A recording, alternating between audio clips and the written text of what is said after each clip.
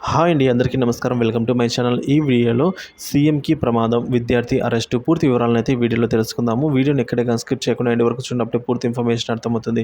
Video చూస్తున్నారు, వీడియోకి ఒక లైక్ చేయండి ఫ్రెండ్స్. ఆలస్యం చేయకుండా మనం వీడియోలోకి అయితే వెళ్ళిపోదాము.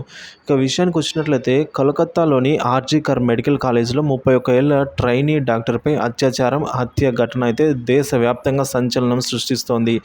నిందితులను కఠినంగా శిక్షించాలని వైద్య సిబ్బంది, విద్యార్థులతో సహా పలువురు నిరసనలు వ్యక్తం చేస్తూ ఉన్నారు. ఈ క్రమంలో ఓ విద్యార్థి హద్దు దాటి వ్యవహరించారు.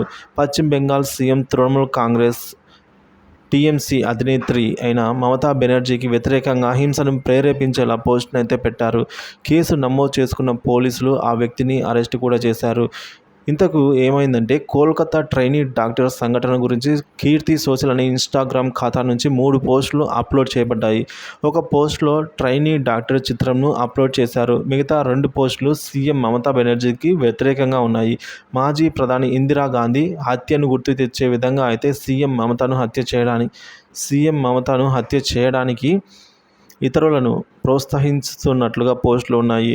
వీటిపై టీఎంసీ నేతలు ఫిర్యాదు చేయగా తల్తాల పోలీసులు 12వ తరగతి చదువుతున్న విద్యార్థిని అరెస్టు చేశారు.